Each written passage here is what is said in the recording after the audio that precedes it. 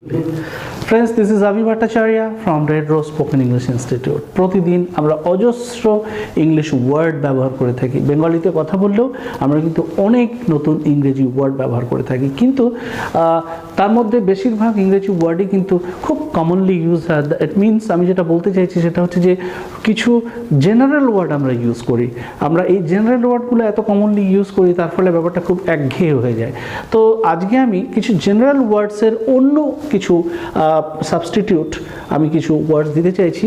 তো সেগুলো ফলো করলে তোমরা যেগুলোকে ইউজ করলে ডেফিনেটলি তোমরা অনেক ভালো রেজাল্ট পাবে বলে আমার মনে হয়। So let us start.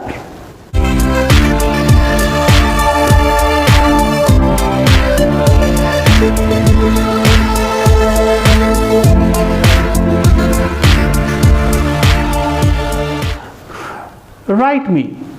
তুমি তোমার ফ্রেন্ডসকে কিছু মেসেজ করছো বা তুমি কিছু লেটার লিখবে। লেটার যদিও এখনও লেটার লেখার প্রচলনটা এখন অনেক কমে গেছে। তো রাইট মি সেটা কাউকে কোনো টেক্সট করা বা কোনো মেসেজ করার ক্ষেত্রে পার্টিকুলারলি আমরা বলি রাইট মি, অর্থাৎ আমাকে লেখো, আমাকে এটা লিখে পাঠাও।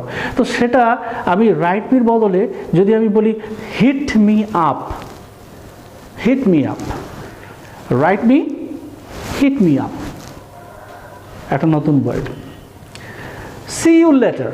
তুমি কাউকে গুড বাই করছো, তুমি তাকে বলছো হ্যাঁ বিদায়, দেখা হবে, tata, bye bye. See you later, আবার দেখা হবে, see you later. See you লেটারটা এত কমন, তার বদলে আমরা বলতে পারি catch up, catch up later, catch up later, see you later, catch up later. তুমি সবসময় যে কারোর সঙ্গে এগ্রি হবে তার কোনো মানে নেই। কোনো বন্ধু বান্ধবের সঙ্গে তোমার কনভারসেশন চলছে, ডিবেট চলছে, তুমি বললে যে আমি এটা এগ্রি নয়, আই এম ডিসএগ্রি। তো disagree is very common word, disagree is a very common word. তার জায়গায় তুমি বলতে পারো no no no, it is not in my books, no no, it is not in my books. I am disagree, no no, not in my books. Same thing, but it's a new form of saying that you are disagree. তুমি কোনো girlfriend boyfriend একসঙ্গে হয়তো রেস্টুরেন্টে গেছে, boyfriend খাওয়া শেষে হয়তো boyfriend তার ওয়ালেটটা বের করে পে করতে যাচ্ছে, গার্লফ্রেন্ড তার হাতটা ধরে বললো নো নো, আমি আজকে এই কী বলে ট্রিটটা দেবো, আমি পে করব। তো এইটা কে তুমি কীভাবে বলবে? তুমি যদি বলো যে I will pay for it, এটা it's a common English, I will pay for it.